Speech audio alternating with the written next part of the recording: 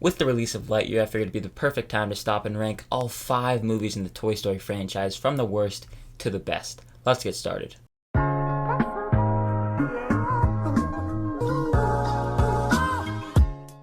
Welcome back to the channel. My name is Ben. On this channel, I love to talk about movies and TV, and if you also love to talk about movies and TV, consider hitting that like and subscribe button. Before we get started, make sure to let me know down below in the comment section what is your ranking of all the 5 movies. I know there's a TV special, Buzz Lightyear of Star Command. If you would like to include that, you can include that in your list. I personally am not, but basically, I don't think there's a bad movie in this bunch. But without further ado, let's get started. In last place is actually the newly released Lightyear.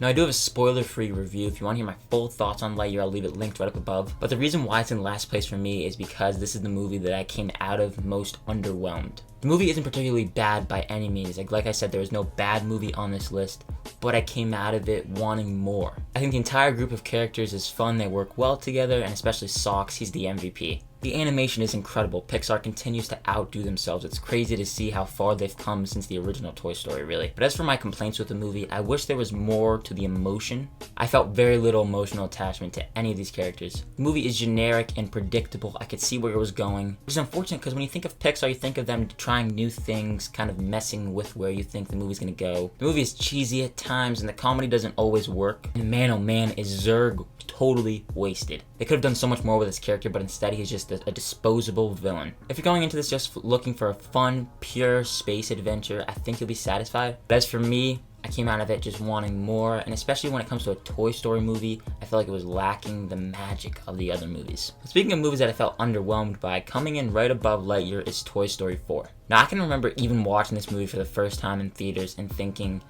that was just good. The most memorable part about this movie is the animation, which I would argue is even better here than in Lightyear. The sequence in the rain at the very beginning of the movie, the rain is just pouring and Woody is trying to save his race car. That scene is one of the best sequences I've ever seen, like visually, in an animated movie. And even the rest of the movie, the little glimmers on the toy's face, look at how shiny they are. Such cool stuff like that. The new characters here are memorable and characters that have funny lines, they have funny moments, and they're characters that you can enjoy. My personal favorites are Ducky and Bunny. I thought they were hilarious. I laughed at every single joke that they had. Forky is a fun addition, and I did find myself laughing at his character and the lines he had, but his shtick can get old very quickly. And Gabby, she's a pretty good villain. She's fleshed out, and there's depth to her character. Very similar to a couple other villains that we'll talk higher up on this list. It's a really interesting look at Woody's psyche and what it means to feel needed. Don't get me wrong, Pixar still packs that emotional punch, but for me, I didn't feel that quite of an emotional punch, especially when you get to the end of it. The sequence, the final sequence in the movie, doesn't really do much for me. I was so close to getting teared up, and I thought it was just a very sweet moment, but I wish it had more. The ending just fails to pack a punch, in my opinion. I know so many people get very emotional. It's the end to the Toy Story movies as we know it, at least. It's very close to bringing out the tears, I'll tell you that. And this is another movie that is lacking the Toy Story magic. When you have a movie that is more focused on Woody and the other characters are pushed to the sideline, I'm a little disappointed there. It could have been called like a Woody something movie, like if they just had Woody in the title. I feel like that would have worked better rather than Toy Story 4. Because this is the Woody movie. It's about Woody. He's our main character basically through all these movies. And like I mentioned, it explores some deep stuff. What does it mean to feel needed after your owner goes off to college? He's grown up. What does a toy feel like after their owner is gone? They expand on a lot of things with Woody, Bo Peep, and the new characters too. But Buzz, Jesse, Rex, Ham, all those characters just get pushed to the sideline. The movie has pacing issues too. I found myself looking at my phone and wishing that the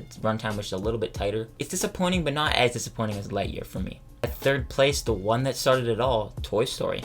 I think this is definitely a hot take. A lot of people prefer the Toy Story over Toy Story 2, but we'll see where Toy Story 2 lands on my ranking. I think what holds this one back for me from being the best of the best, yes, the movie came out over 20 years ago, but I do feel that the animation is dated and I can't really look past the fact that it's an old movie. A lot of it looks creepy because of the time, 3D animation style, I don't know if it necessarily worked. And it's a movie that is fairly short, like it's a very quick movie easy to put on. You can get through it very quickly and it's rewatchable because of this runtime. But I would have preferred a longer runtime to expand on a couple more things, maybe add more sequences. But when you put those minor issues aside, this is one of the great animated movies of all time. I mean, talk about an incredible voice cast. Tom Hanks, Tim Allen, the late Don Rickles, John Ratzenberger. Everyone brings so much life to the characters. It's a very funny movie too for both kids and adults. It's self-aware, it knows exactly what kind of movie it is. It's about toys coming alive. That's silly in and of itself. The screenplay is genius. It's actually funny to look at the fact that Joss Whedon worked on this movie, and